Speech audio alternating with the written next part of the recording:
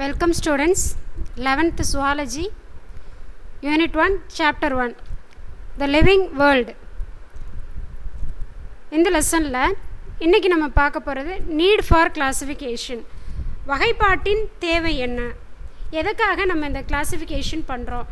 Animals பாட்டுக்கு எல்லா அனிமல்ஸும் பொதுவாகவே அனிமல்ஸ் அப்படின்னு கூப்பிட்டு போகலாமே, எதுக்காக ஒவ்வொரு அனிமலையும் டிஃப்ரெண்ட் நேம் வச்சு நம்ம அழைக்கிறோம், ஒவ்வொரு கேட்டகரியில் ஏன் வச்சுருக்கோம் அப்படின்றத பற்றி தான் இந்த கிளாஸில் நம்ம பார்க்க போகிறோம்.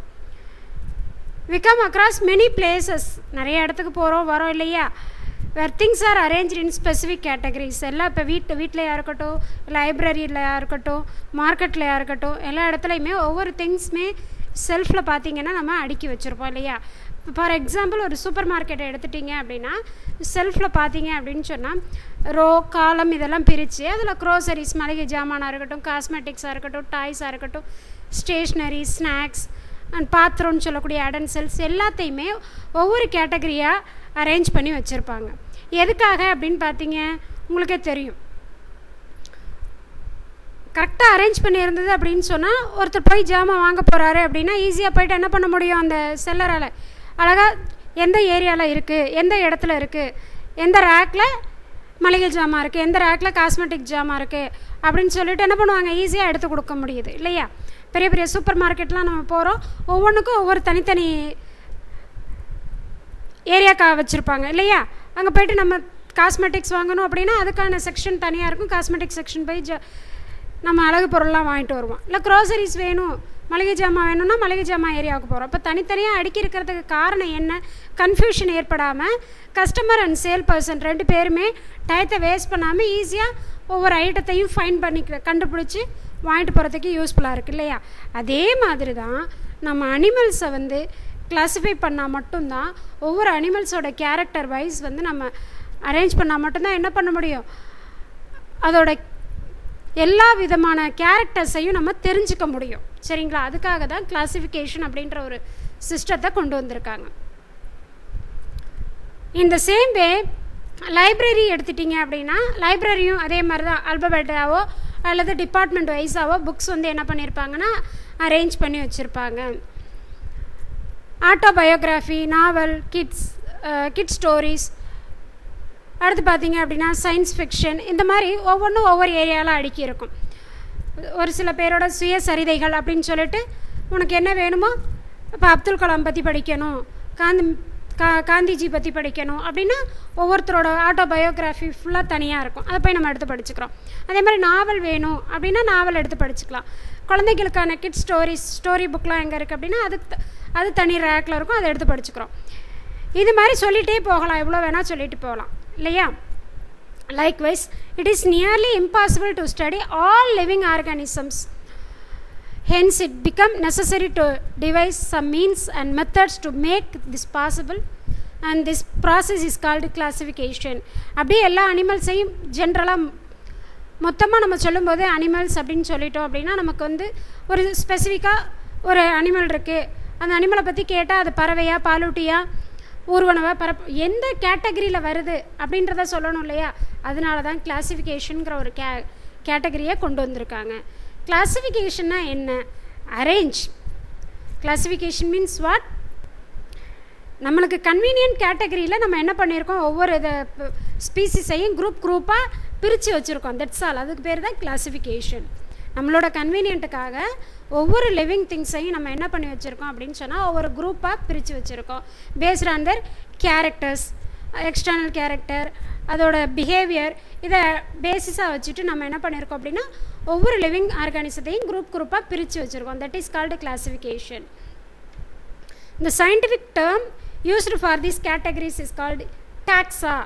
சிங்குலரில் சொன்னோம் அப்படின்னா taxon அப்படின்னு சொல்லுவாங்க, ஃப்ளூரலில் அதுக்கு பேர் taxa. அதாவது என்ன சொல்லுவோம் அப்படின்னா வகைப்பாட்டு தொகுப்பு அப்படின்னு சொல்லுவோம். ஒவ்வொரு மட்டங்கள், ஒவ்வொரு படிநிலைகள் அப்படின்னு சொல்லலாம். ஸ்பீசிஸ் அப்படின்றது சிற்றினம் அப்படின்னு சொல்லுவோம், ஜீனஸ் அப்படின்னா பேரினம் அப்படின்னு சொல்லுவோம். இப்படி சொல்லிகிட்டே போகலாம். ஃபேமிலி, ஆர்டர், கிளாஸ், ஃபைலம் அப்படின்னு ஒவ்வொரு டேக்ஸாவாக கொண்டு போகலாம். இப்படி ஒவ்வொரு டேக்ஸாவாக என்ன பண்ணியிருக்காங்க அப்படின்னா டேக்ஸானா அரேஞ்ச் பண்ணி வச்சுருக்காங்க அனிமல்ஸ். அதை பற்றி அடுத்தடுத்த கிளாஸில் உங்களுக்கு டீட்டெயிலாக சொல்லுவேன். Taxa indicates categories at different level. For example என்னென்னலாம் பாருங்கள். கிங்டம் அனிமாலியா, இப்போ 2 தான் பிரிக்கலாம். கிங்டம் பிளான்டே, கிங்டம் அனிமாலியான்னு கொண்டு வரலாம். பிளான்டே அப்படின்னா பிளான்ஸ் எல்லாமே வந்து பிளான்டேயில் வந்துடும், அனிமல்ஸ் எல்லாமே அனிமாலியாவில் வந்துடும். அனிமாலியா அப்படின்னு பார்த்தீங்கன்னா எல்லா மல்டி செல்லுலார் ஆர்கானிசம்ஸும் வரும். அதில் மல்டி செல்லுலார் ஆர்கானிசம்ஸ்னால் mammals, reptile, birds, amphibians, fishes, இது எல்லாமே மல்டி செல்லுலார் ஆர்கானிசம் தான். இந்த மல்டி செல்லுலார் ஆர்கானிசம்லாம் எந்த கிங்டமில் வருது? அனிமாலியா அப்படின்ற கிங்டமில் வருது. அப்போ அனிமல்ஸ் எல்லாமே எந்த கிங்டம் தான்? அனிமாலியா. அடுத்து பார்த்தீங்க அப்படின்னா based on their characteristics all living organism can be classified into different taxa. ஒவ்வொன்றும் ஒவ்வொரு கேரக்டரை அடிப்படையாக வச்சுக்கிட்டு டாக்ஸா அப்படின்னு சொல்லி வகைப்படுத்தி வச்சுருக்காங்க. இப்போ 2 மார்க் கேட்க போகிறாங்கம்மா. டாக்ஸானமினா என்ன அப்படின்னு கேட்டாங்கன்னா it's nothing but science of classification is called taxonomy. இந்த டாக்ஸானமி எப்படி பண்ணுறாங்க அப்படின்னா external character, internal structure along with developmental process. Developmental ப்ராசஸ்னால் என்ன? எப்படி அந்த ஆர்கானிசம்ஸ் வந்து ஒரு சைக்கோட்லேருந்து எப்படி ஃபார்ம் ஆகுது, male and female gamete unite ஆகி சைக்கோட் ஃபார்ம் ஆகும், கருமுட்டை. அந்த கருமுட்டையிலேருந்து அந்த உயிரினம் வந்து எப்படி உருவாகுது, ஒவ்வொரு ப்ராசஸ் எப்படி உருவாகுது. ஒரு பட்டாம்பூச்சி எடுத்துக்கிட்டிங்கன்னா எவ்வளோ அழகாக உருவாகுது இல்லையா? அந்த முட்டை போடுது, முட்டையிலேருந்து என்ன பண்ணும்? பீப்பா, லார்வா, இதெல்லாம் கேள்விப்பட்டிருப்பீங்க இல்லையா சின்ன கிளாஸஸில். அப்போ டெவலப்மெண்டல் ப்ராசஸஸ். இதே மாதிரி மனிதன் இருந்தால் மனிதன் வந்து அம்மாவோட வயிற்றுலேருந்து எப்படி பிறக்கிறான், ஒரு 10 மந்த் வந்து உள்ளுக்குள்ளே எப்படி ஃபார்ம் ஆகுறாங்க. இந்த மாதிரி டெவலப்மெண்டல் ப்ராசஸ் அடிப்படையாக வச்சுட்டும் என்ன பண்ணுறாங்க அப்படின்னு சொன்னால் அனிமல்ஸை வந்து கிளாஸிஃபை பண்ணுறாங்க. எக்ஸ்டர்னல் கேரக்டரை வச்சுட்டு பண்ணுறாங்க, இன்டர்னல் கேரக்டரை எடுத்துக்கிறாங்க, அதே மாதிரி டெவலப்மெண்டல் ப்ராசஸ் எடுத்துக்கிறாங்க. அடுத்து ஈக்காலஜிக்கல் இன்ஃபர்மேஷன் இது எல்லாத்தையுமே பேசிஸாக வச்சுட்டு தான் என்ன பண்ணுறாங்க அப்படின்னா அனிமல்ஸை கிளாஸிஃபை. ஈக்காலஜிக்கல் இன்ஃபர்மேஷன்னா சூழலியல் தகவல், அது எந்த இடத்துல இருக்குது, இந்த மாதிரி இது எல்லாத்தையுமே பேஸ் பண்ணி தான் என்ன பண்ணுறாங்க அப்படின்னா அனிமல்ஸை கிளாஸிஃபை பண்ணுறாங்க. as they form basis of the taxonomical studies ன்னு சொல்லியாச்சு. Hence, characterization, identification, nomenclature and classification are the scientific stages that are basic to taxonomy. This is also a 2 mark. Basis of taxonomy அப்படின்னா என்ன அப்படின்னு, டாக்ஸானமியோட basis என்னென்ன, அடிப்படை என்ன, அடிப்படையாக basis டாக்ஸானமியில் என்னென்னலாம் இருக்குது அப்படின்னு பார்த்தீங்கன்னா ஃபஸ்ட்டு கேரக்டரைசேஷன். ஒரு அனிமல் அப்படின்னா அது எந்த பண்பில் இருக்குது, என்ன கேரக்டரில் இருக்குது அப்படின்றத ஃபஸ்ட்டு பார்க்கணும். அடுத்தபடியாக அடையாளம் காணுதல், ஐடென்டிஃபிகேஷன். அதுக்கு என்னென்ன கேரக்டர்லாம் இருக்குது, சரி இந்த கேரக்டர் இருக்குது, இது நீந்துது, அப்போ இது மீனாக இருக்கலாம், அப்படி இல்லைன்னா இது என்னவாக இருக்கலாம், தவளையோட குட்டீஸாக இருக்கலாம், இது பறக்குது, ஒன்று பூச்சியாக இருக்கலாம், இல்லைனா பறவையாக இருக்கலாம். இதுதான் ஐடென்டிஃபிகேஷன். ஃபஸ்ட்டு கேரக்டரை கண்டுபிடிச்சிட்றோம். பறக்குது அப்படின்றது கேரக்டர்னு வச்சுக்கோவேன். இப்போ பூச்சியும் பறக்கும், பறவையும் பறக்கும். இதில் ஐடென்டிஃபிகேஷன் நம்ம பண்ண போகிறோம், இது பறவையா பூச்சியானு. சரி, அடையாளம் கண்டுபிடிச்சிட்டோம், இது பூச்சியா பறவையான்றதை கண்டுபிடிச்சிட்டோம். இப்போ வவ்வாலம் எடுத்துகிட்டா பறக்க தான் செய்யும். இப்படி ஃபஸ்ட்டு கேரக்டரை பார்க்குறோம், கேரக்டர் என்னன்னு பார்க்குறோம், அடுத்து ஐடென்டிஃபை பண்ணுறோம், அடையாளம் கண்டுபிடிச்சிட்டோம். அதுக்கப்புறம் நாமன்கிளேச்சர்னால் என்ன teacher? Naming of an organisms. அந்த பர்டிகுலர் ஆர்கானிசத்துக்கு நம்ம நேம் கொடுக்கறது, அதான் நாமன்கிளேச்சர். அண்ட் கிளாசிஃபிகேஷன், அதுக்கப்புறம் தான் நம்ம என்ன செய்ய போகிறோம், அதை வகைப்படுத்த போகிறோம். இது எல்லாமே scientific stages that are basic to taxonomy.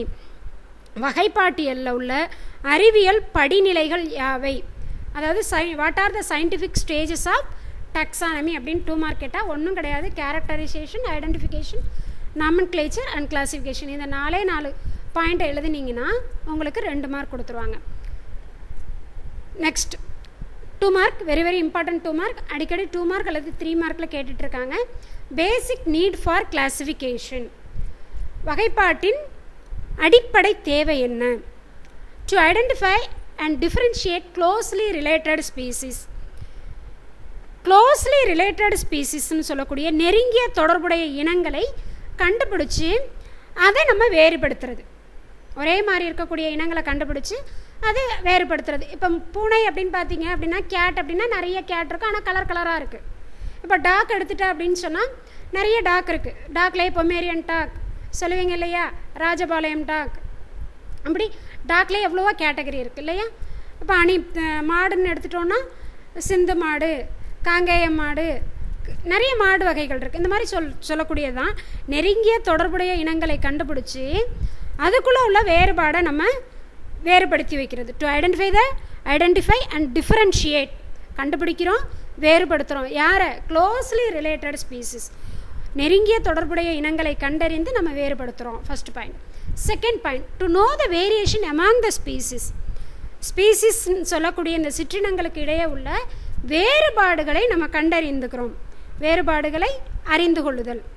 நெருங்கிய சிற்றினங்களுக்கு இடையே உள்ள வேறுபாடுகளை என்ன பண்ணுறோம்? நம்ம தெரிஞ்சுக்கிறோம். அடுத்தபடியாக பார்த்தீங்க அப்படின்னா, to understand the evolution of species. அதோட பரிணாம வளர்ச்சியை நம்ம புரிஞ்சுக்கிறோம். பரிணாம வளர்ச்சினா என்ன? எதுலேருந்து இந்த அனிமல் வந்திருக்கணும்? இப்போ ஒரு பாம்பு இருக்குது அப்படின்னா இது ஊர்வனை. அப்போ எதுலேருந்து வந்திருக்கலாம்? ஊர்வனை அப்படின்னு எங்கேருந்து எவால்வேட் ஆகிருக்கு. அடுத்தபடியாக மனிதனை எடுத்துக்கோங்க. மனிதன் அப்படின்னா நம்ம எதுலேருந்து வந்திருக்கோம்? ப்ரைமேட்ஸ்லேருந்து வந்திருக்கு. நம்ம எல்லாருமே ப்ரைமேட்ஸ் அப்படின்ற கேட்டகரியில் வரோம். ப்ரைமேட்ஸ் அப்படிங்கும்போது மனிதன் வந்து எவால்வ்டு ஃப்ரம் யார்கிட்டேருந்து வந்தோம்? மங்கியிலேருந்து.